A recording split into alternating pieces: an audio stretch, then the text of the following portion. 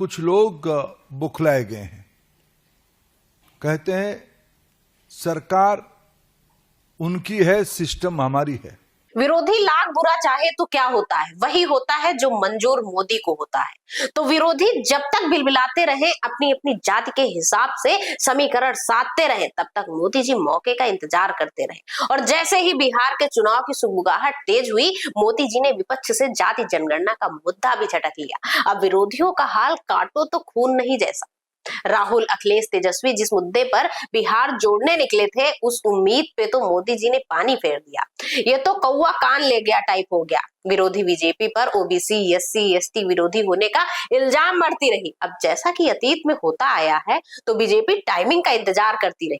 बिहार, बंगाल के बाद 2027 में यूपी में भी चुनाव है, तो बीजेपी ने रूट मैप कुछ इस तरह तैयार किया कि वोट चाहे यूपी में गिरे, बिहार में गिरे या गिरे बंगाल में, फायदा उसे ही मिले। हालांकि ये भी तय है कि जाति जनगणना के जब तक नतीजे आएंगे, तब तक यूपी और बिहार को कौन बनेगा मुख्यमंत्री, इस सवाल का जवाब मिल चुका होगा।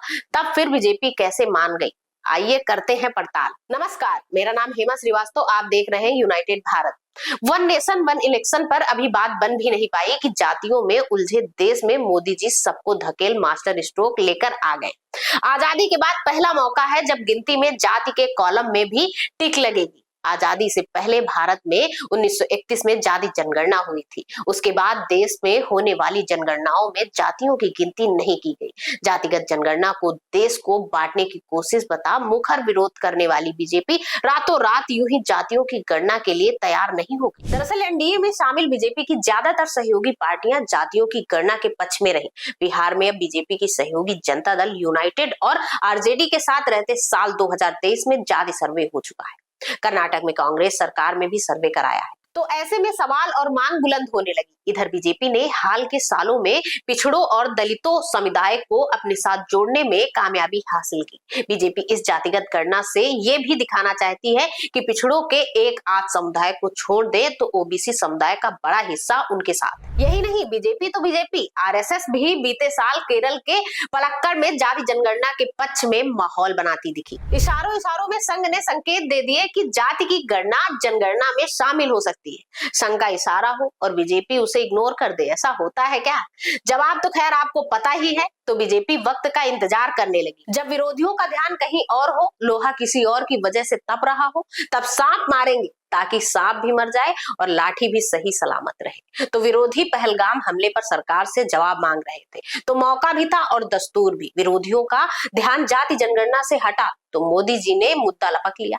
एक झटके में विरोधी चित्त ये भी कहने को हो गया कि देश में जाति जनगणना कराने पर विरोधियों के दबाव के आगे सरकार नहीं झुकी, बल्कि सरकार की मंशा तो पहले से ही जाति जनगणना की थी। देश में सारी फिक्र मोदी जी को ही तो है।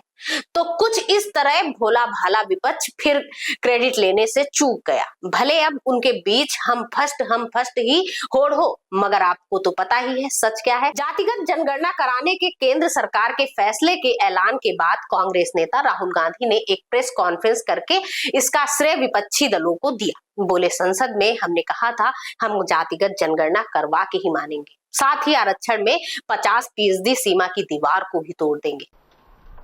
पार्लियामेंट में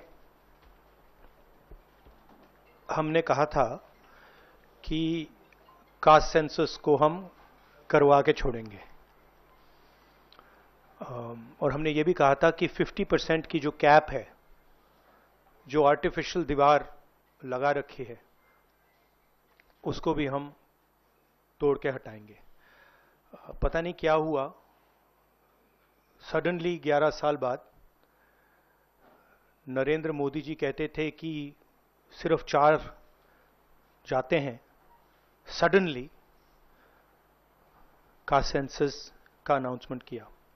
खैर जो भी हो, इतना तो तय कि जातियों की गिनती के बाद आने वाली जनगणना के नतीजे देश की सियासत में अमूल चूक बदलाव का दम रखते हैं। जातियों के समीकरण साधने वाले राजनीतिक दल अपनी अपनी दाल गलाने के लिए किस तरह इन आंकड़ों का इस्तेमाल करते हैं, उस पर नजर रहेगी। ये मान के चलिए, जिसकी जितनी हिस्सेदारी उसकी उतनी भागीदारी वाली कहावत चरितार्थ होने को है।